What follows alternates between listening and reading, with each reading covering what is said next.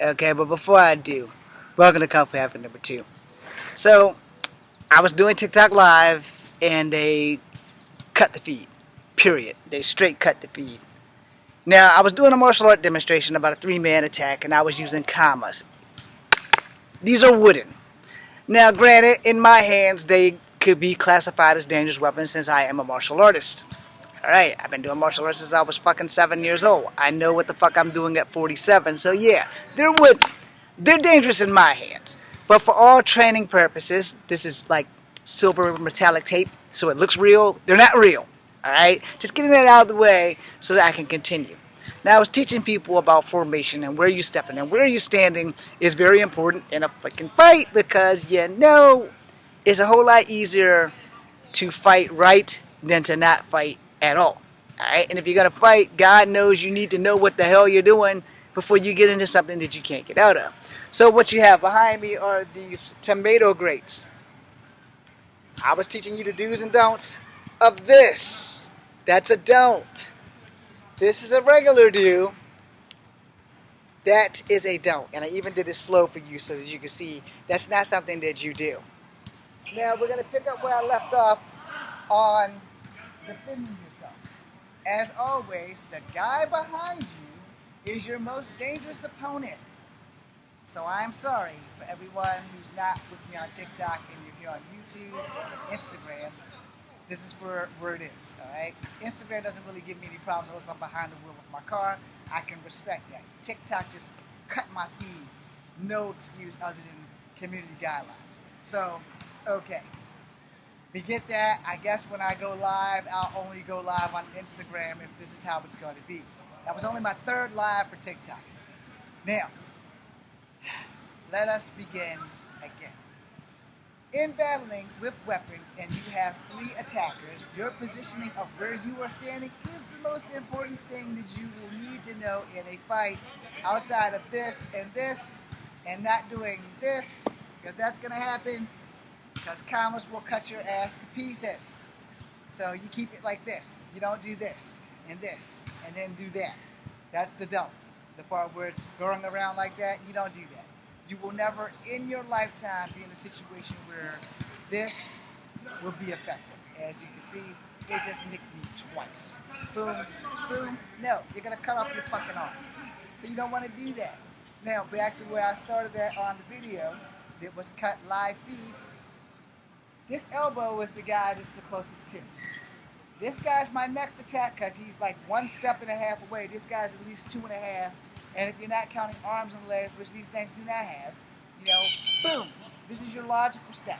This guy's coming in, first leg that's closest to him, kung fu. Here for karate, the leg that's farther because you're going to put the power, and my shoe is untied. So we have to fix that little clusterfuck there. Alright. Now, in this 3-man formation, it is a triangle formation. So there are 3 people that are attacking. I also did this from the left for the left-handers that are watching, because left-handed people have some awesome-ass lefts, and if you're not aware of them, you will be going to sleep if you ever fight somebody who's left-handed. If you're fighting someone who's even-handed, you're in more danger because both of these, that don't happen. Both of these things are in the hands of someone who can manipulate their hands and be in complete and total control.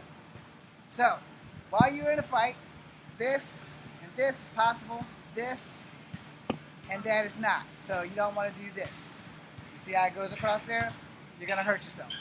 Or you're going to cut yourself and you're going to bleed. Again, these are wood, so they're not going to do that. In the other video, I also started talking about using these as tampas. We will redo that. But for the moment, we're going to get back to basics of being left-handed and first come, first serve. So I elbow this guy and I strike this guy because he's the closest to me. Now this guy I have a problem with. So if I elbow him, I can come back or I can go forward. Understand how that works? This guy's already got a blade in his gut. He's not coming back if these were real kamas. So again, I'm in the fighting position. Boom, boom, because he's right there. Now, he steps in, he's going to get cut, or I can swing it this way. But this guy's cut, kick him off, I can turn a kick from there. I will show you. Boom, boom, boom. I still got this guy pressed. So if he comes back, I still have the blade to get him. Two of these guys are not going to survive this because I have weapons. Alright? And let's say these guys had weapons. So, boom, boom, I'm in a no-win zone. Alright? Because we're all so close together. This is like fatal as hell for me. Alright? So what I want to do is, I want to get back and I want to at least block these two. And then worry about what this guy's got. If I block these two guys, I'm going to have to throw a kick, or I'm going to have to kick one of these two guys. My advice is if you block these guys, you kick these guys. And then you worry about the guy that's farthest away. Because these guys are right here. They're in your danger zone. They're in your no-fly space. Alright? And it also depends on the weapons that they have. If they have bow staffs, they're not going to need to be this close to you. If they have majestic spears, they're not going to need to be this close to you. If they have commas, they're going to need to be this close to you. If they have tampas, they're going to need to be this close to you because tampas and commas, size, butterfly daggers, shit like that are close range weapons. If you haven't been taught close range combat in a martial arts school, you're going to have problems when it comes to fighting guys with small weapons. Understand? And these are the average size practice commas. The new commas that I've seen from Ninth Degree, I think that's who they are, their commas are small. Like super small. They're like half of this. And I need a pair of those. Now my actual commas are in there. I'm not going to get them out of fear that Instagram will probably shut my shit down. So we're going to move on now. We're going to go back to left-handed and position. So left-handed, he's behind me. Boom, elbow. This guy's right here because he's the first strike that I can get. I'm going to strike him, and this guy's coming in. I'm going to cut him. All right? And I can come back to this guy. This guy over here, he's dead on the board. This guy's going to get hurt severely. This guy's going to get hurt severely. But this guy over here, he's dust. Same thing over here on the right. So I'm in the right positioning. Boom. Boom. Because he's the closest target. Now, he's coming in. I got a right foot. I got a left foot. Anyone at the time, when you're in a fight, you're not going to have to worry about that shit because you're going to do what you need to do. Boom. Boom. Boom. All right? Now, this guy got gutted first. So we can leave that there. This guy got elbowed, and then I kicked this guy. I still have this. Now remember, this and not this. Alright? This is great. This, where you spin it, not so great. Do not spin your weapon. Even though it looks cool, don't do that. If you're in the movies, this, boom, boom. See how flawless that was? You're going to be practicing this shit for like 20 years before you get this shit to where the weapon does not cut you. Now there is a young girl here on Instagram that showed off and did exactly that. To her, I salute her. But in real life, I specifically tell her and all of you watching, that is a fucking no-no. Because you can lose your fingers, you can cut your arteries and shit up in here, and then you might even cut your arm clean off. There are some things that it's only made for movies. Like this swing. See how it goes smooth into my hand? That is for the movies. In real life, these bitches are sharp. Sharp enough to cut through armor. Sharp enough to cut through flesh. So you don't want to do that. Boom! Boom! Not boom! Boom! In the event that you actually pull that off, you are an ace. I don't teach aces here. I teach survival. I understand how that goes. Boom! Boom! Now, boom! Boom! Alright? Now, if you have to do that, okay. There's never going to be a time in your life where this is going to happen. Alright? It's never going to be a time in your life. Ever. And if it is, where the fuck are you living in? Where you have to boom and then do that. When it's just simply boom and boom. This is great. You want to show off. But you see how that landed?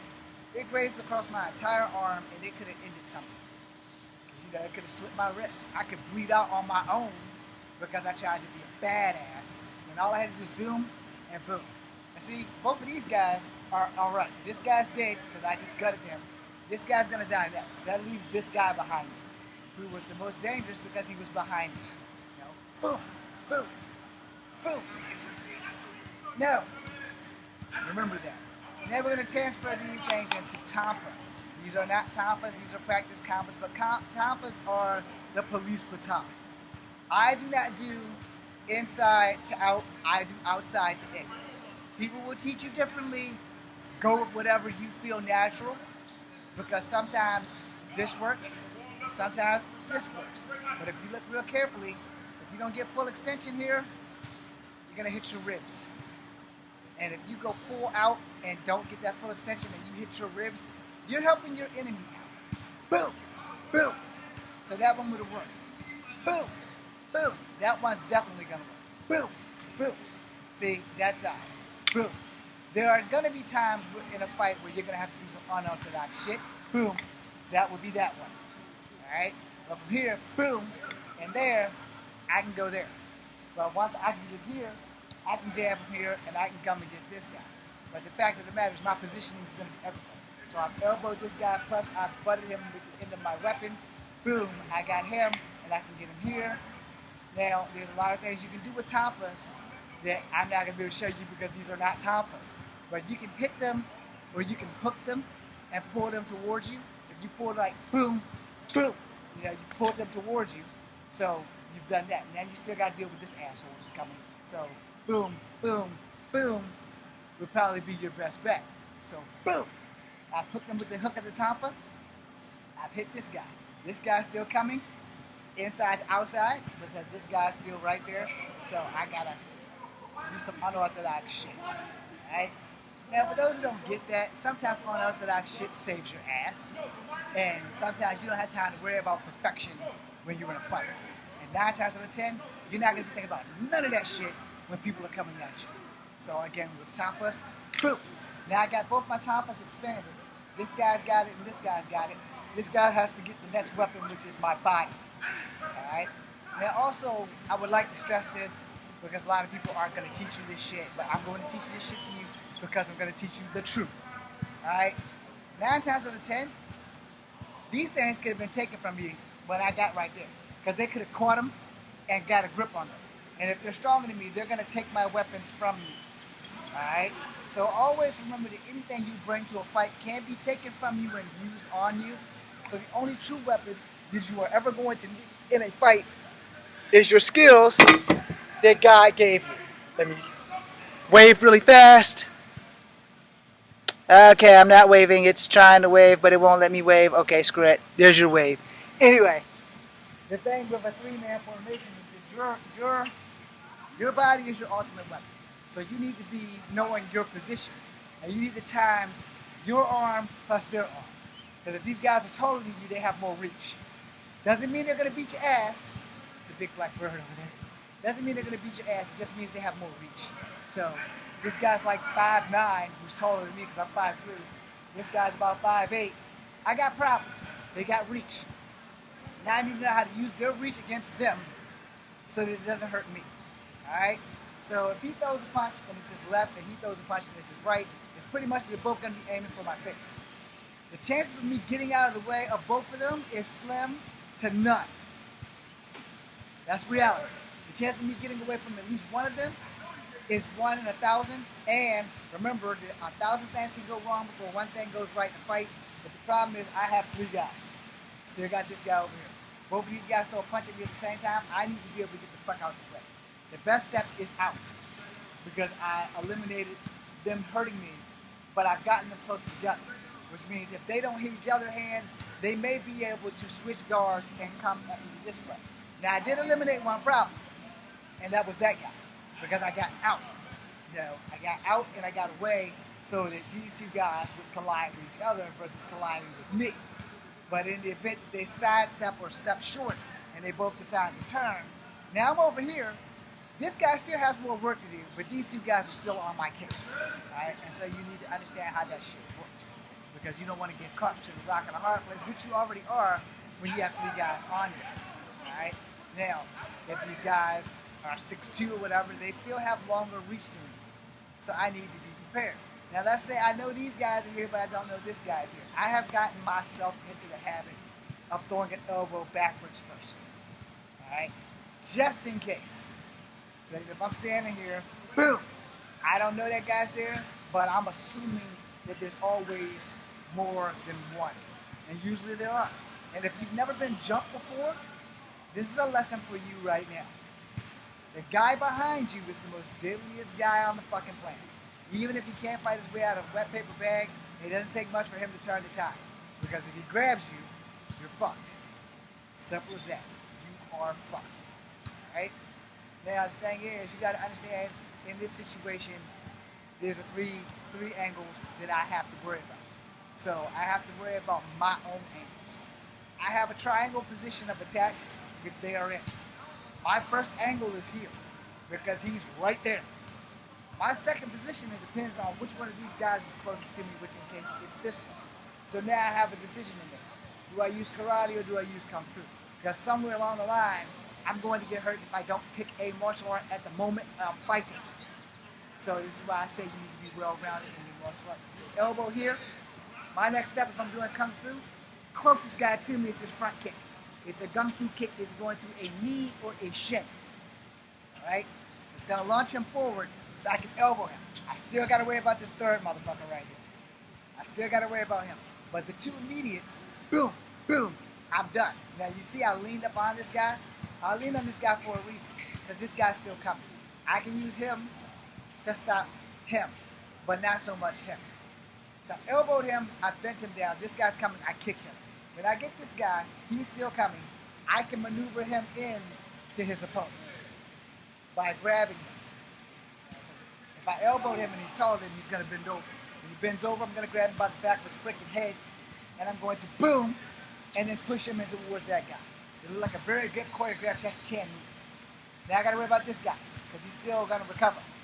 And that's the thing another people don't teach you when you're watching these videos is that your opponent is human, like you. His recovery time might be better than yours or worse than yours.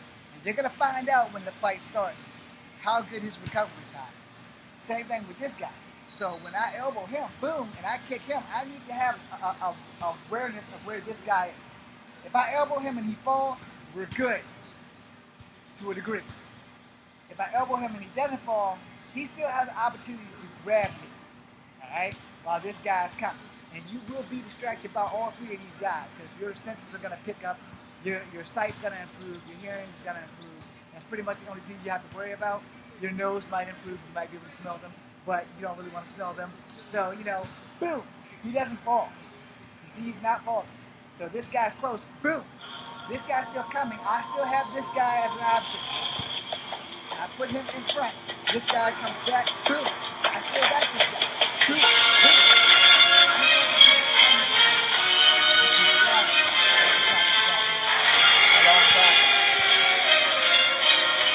It is 7 o'clock. I'm going to make this quick. So I'm going to do one last thing, which is bound fighting. Alright, I was going to make 2 separate videos, but TikTok fucked that up. Alright, so we're not going to do behind the hands. We're only going to do in front. This will make this a little bit more simpler, but you have a better chance and more options with your hands tied in front of you versus having them tied behind you. Look at what you're missing, TikTok. Why I know I did that is to protect my wrist from this buckle because of the positioning of this damn buckle. Alright, so I did this before. Damn it, I untied it. So I've done this before. If you haven't seen it, you're gonna see it. Alright, and the do's and don'ts. Later, brother. The do's and don'ts I've already done. You can go find that on my Kung Fu Havoc #2 channel. I kind of just want to speed through this because I'm a little angry about TikTok. So that's why there's a smile on my face, because that's just going to piss me the fuck off. Alright, so again, same concept. Your positioning is a triangle attack. Your positioning is everything. This guy's the closest. He's also the most dangerous because when you were right here, he's behind you. Whether you are left-handed, boom, or right-handed, you need to understand his positioning affects your positioning. Your fighting position is to get the guy behind you first. If your hands are tied and you don't know how to do an elbow, then you want to do a back kick. Now that's taking him out. But where it's putting me in a position is I can front kick this guy and shift to them, or I can front kick this guy and shift from there. Now, in case you want to know something, my foot touching the ground means I've switched styles. Because in Taekwondo, your foot touches the ground, where in Kung Fu, it does not. So if I was doing Kung Fu, boom, boom, it would be that simple. Where when I did Taekwondo, I switched because this left leg doesn't function like it used to. So I kicked, boom, touched, boom. Understand? Because in Taekwondo, you do a lot of toe tapping. Boom, boom. That's Kung Fu. For Taekwondo, I have to rechamber. Boom, rechamber, boom. So I don't have time for that shit. So we'll just keep that shit simple with Kung Fu. So boom, boom. There's a third guy, that would be your next motion.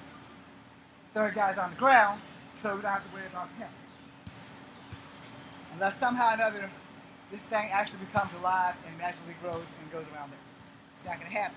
Now, from every angle, you have to understand, no matter what the situation is, the guy behind you will always be the most deadliest guy in the fight. You can't see him. You're not psychic. You don't have spider senses. So you just have to assume there's a third guy there. You know, that might be an innocent person just walking by. Oops. Shit happens. I know why they're here. I know that. But they may fight somebody that I don't. I'm probably going to catch a charge for kicking the innocent person behind me. But maybe they're not an innocent person. Maybe they're with them in secret. These are scenarios you got to run through your head. In the event that it's an innocent person, after you whip these guys' ass, make sure you apologize. Now, I didn't know you was with them. You know, I thought you was one of their guys, so I assumed that I was about to get fucked up. There you go.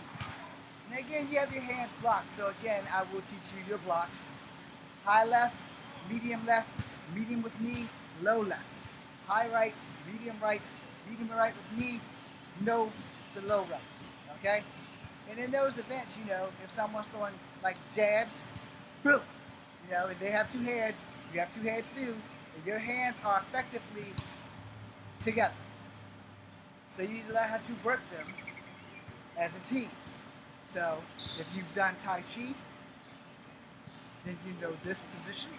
If you take the iron butterfly technique, then you also know this position. If you know Drunken Master, you know this position. If you know Capoeira, because initially in Capoeira, they had taught with their hands tied because they were slaves. They had chains. They fought with chains. So they learned. Once the chains were no longer incorporated in Capoeira, I just pissed off like a lot of Capoeira people right now. You weren't supposed to tell us that. Yeah, it was, because it's Capoeira and Lambada. The Jamaican slaves and the Brazilian slaves fought the same. They fought with their hands in chains first. You really think they're going to let slaves not be chained up while doing this shit? Of course they did. This is how it works. You know? You got your Jenga. Now, your Jengas are different by body mechanics and by teaching. You got your high for people like me who have no range of motion anymore. You got your medium, and you got those guys that are super low. Alright? Now, you don't know Capoeira, but you know Kung Fu. The best match for that, I'm fixing this damn belt, the buckle's cutting my wrist. The best match for Capoeira, if you're going to do Chinese Kung Fu or Gung Fu, is not Wushu. It is Drunken Master. Because the sway is just as good as the Jenga, if not better. So that little iron butterfly thing that I did, that is your Drunken Master sway. Alright? So we're going to end this video with your Drunken Master sway. So you're here, and you're here. It matches the Jenga, only with the Jenga you're going back.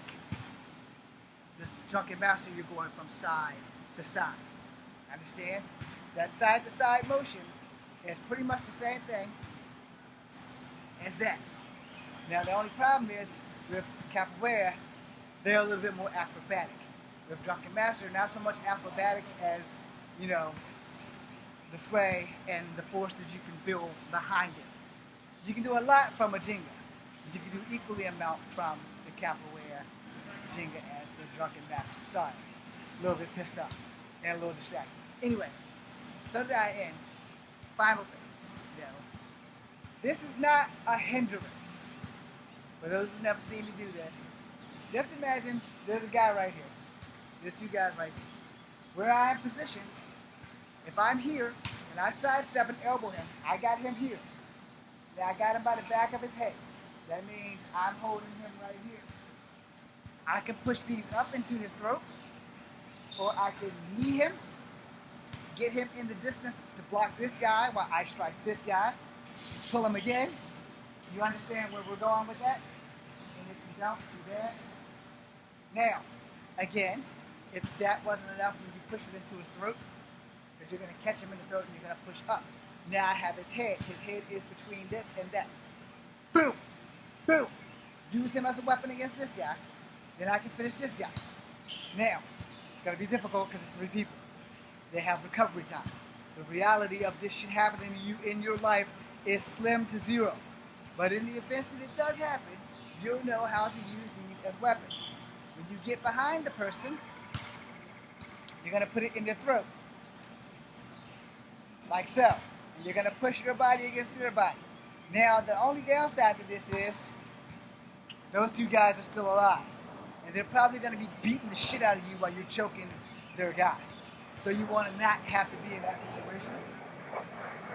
What you want to do is be in a situation where you can escape. Alright? So this is the final thing. I elbow this guy, he falls. I can run. Okay?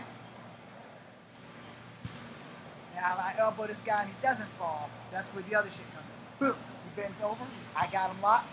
Bam! I got his knee to his face, my knee to his face, boom. I'm delivering blows to him while his 2 opponents are coming. So while I'm kneeing this guy comes, I've shocked him by putting his friend there. I put his friend between me and him while I fight the other friend. Okay? Not impossible, highly improbable, Timber, but it can be done. And again, before I end the live and before I stop the video, I would like to stress that there will never be a time in your life, unless you do some shady ass fucking shit, or unless you're making a movie, that anything that I just showed you will be feasible.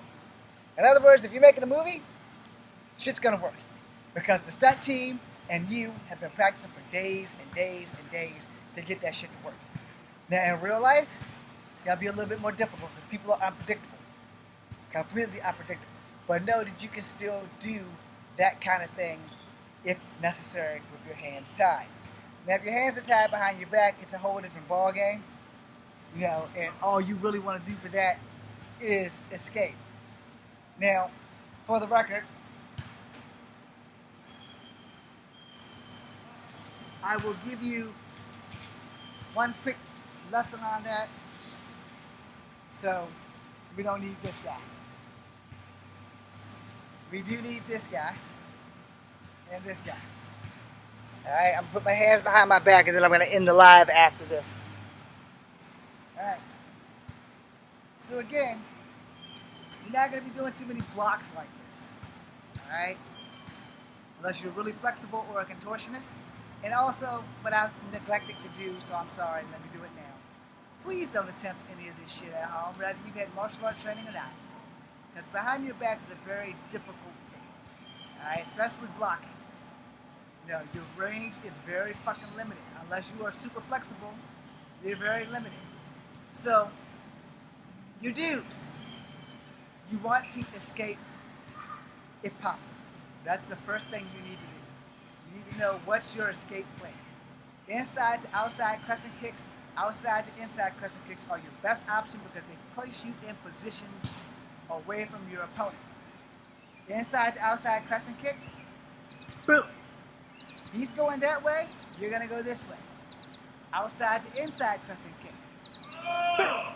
He's going this way, you're going this way. So unless there's an obstacle in the way, that's what you want to do. This guy was a lot closer, that's why I used this guy.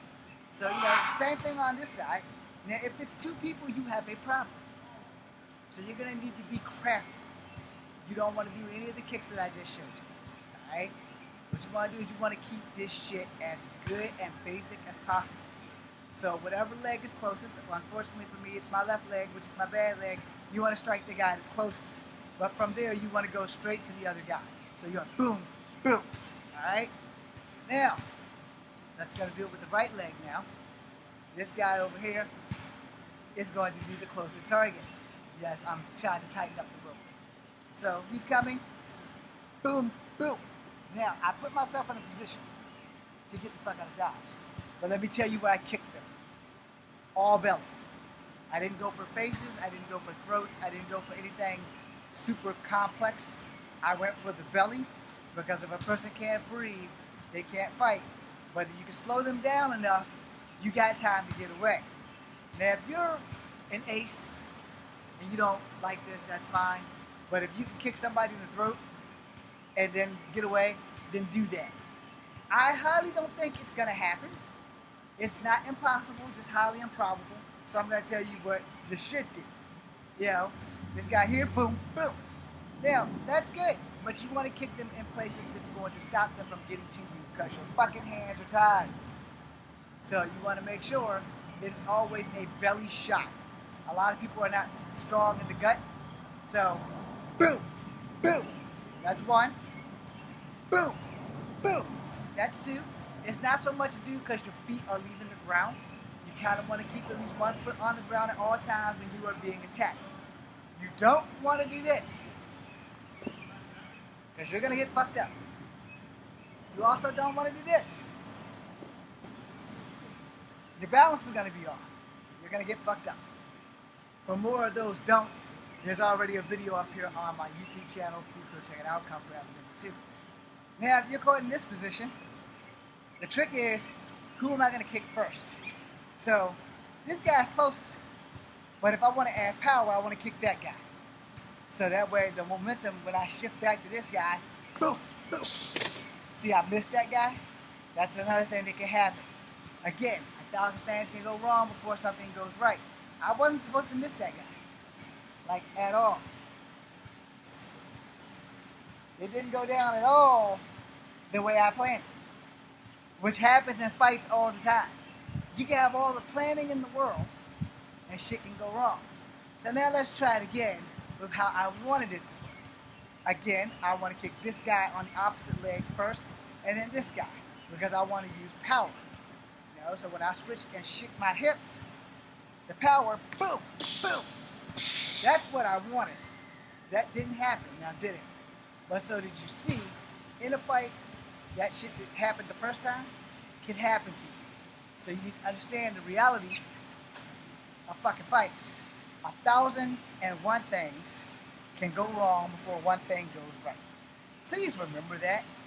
Because I don't want somebody to be watching Kung Fu Havoc #2 and say, well, James never said that something can go wrong in a fight. No, James told you every damn time. Something can always go wrong before it goes right. The problem is, the people teaching you may not have prepared you for that shit. So, thank you guys very much. I'm going to go find me something to eat. Let me first end this video.